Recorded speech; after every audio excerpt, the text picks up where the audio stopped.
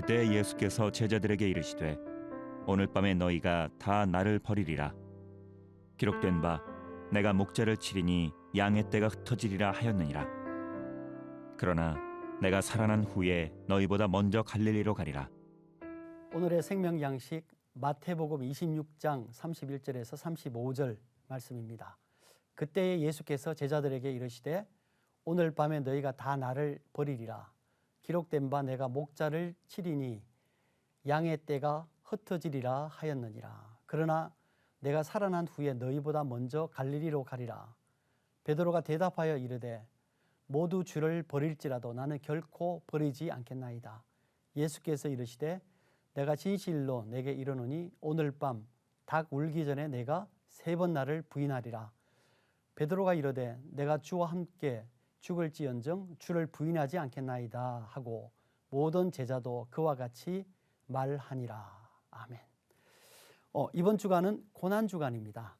그래서 우리가 고난주간 다니엘서를 잠깐 쉬고 고난주간 말씀을 같이 나누어 보도록 하겠습니다. 내일은 성금요일이고요. 돌아오는 주일은 부활절입니다. 본문은 예수님께서 3년이나 함께 지내던 제자들에게 자신이 로마 군인에 의해서 또 붙잡히고 죽임을 당하고 그리고 3일 후에 다시 살아날 것을 말씀하셨습니다.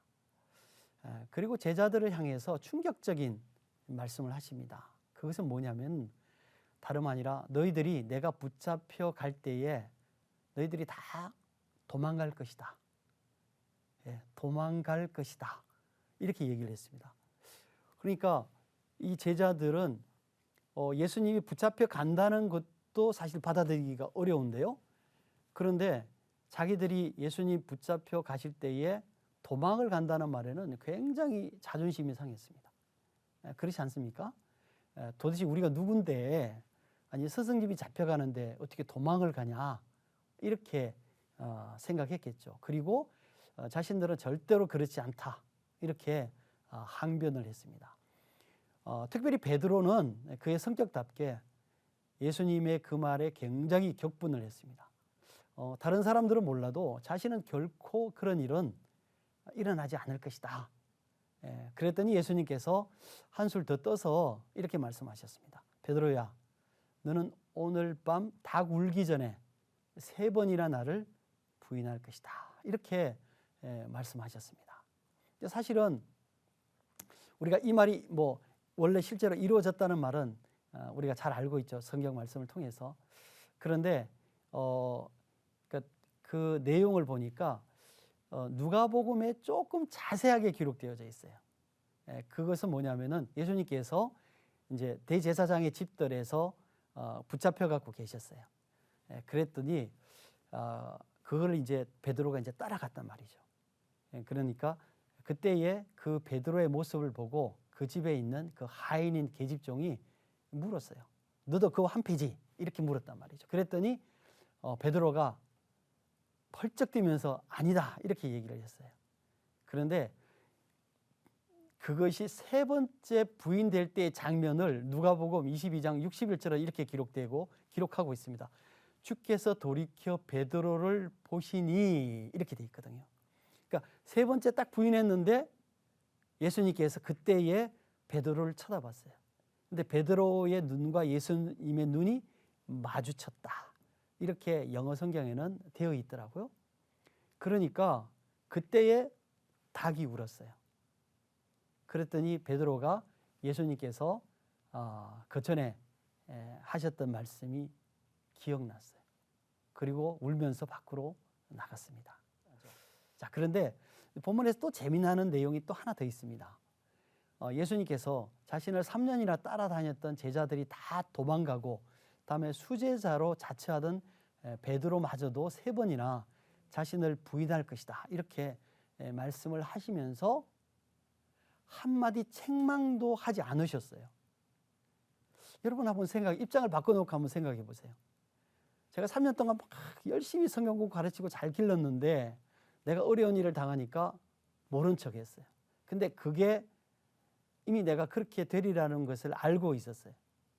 마음이 얼마나 서운함이 많았겠어요. 야, 너 정말 그렇게 하지 마. 그런 거는 인간의 도리가 아니야. 아마 저 같으면 그렇게 아마 얘기도 하지 않았을까 그런 생각이 듭니다. 그런데 예수님께서는 굉장히 담담하게 뭐냐면은 내가 죽었다가 다시 3일 후에 살아나서 내가 갈릴리로 먼저 가서 있을 테니까 너희를 기다릴 테니까 너희가 그쪽으로 와. 이렇게 말씀하셨어요. 참 놀라운 거죠. 네. 제자들이 자기를 부인하는 것도 너무 당연하게 여기시는 예수님의 모습을 우리가 보게 되는 거죠. 과연 내가 예수님이었다면 어떻게 했을까 하는 그런 생각이 들기도 합니다. 자, 근데 예수님께서는 절대 그러지 않으셨겠어요. 않았어요. 왜 그렇겠습니까? 우리의 연약함을 아시기 때문이었죠. 이 우리의 연약함은 결국은 무엇입니까?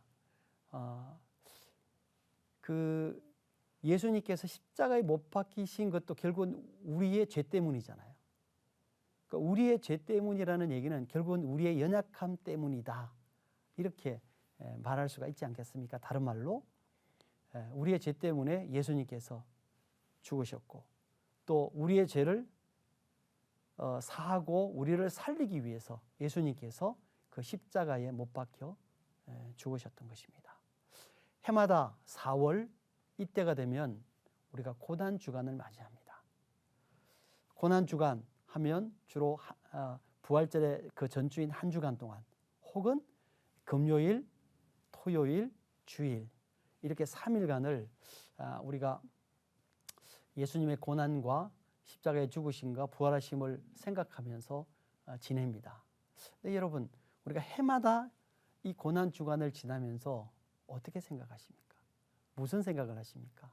예수님께서 고난을 당하셨으니까 나도 하루 정도 금식해야 되겠다? 혹은 한 끼 금식을 해야 되겠다? 이런 것으로 끝나는 경우들이 많죠.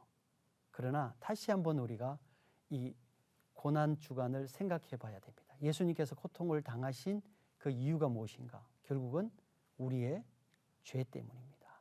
따라서 내가 얼마나 큰 죄인인가?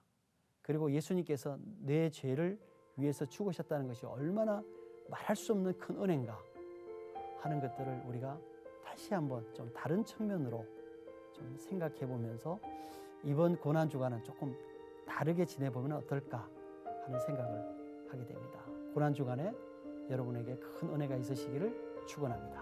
아멘.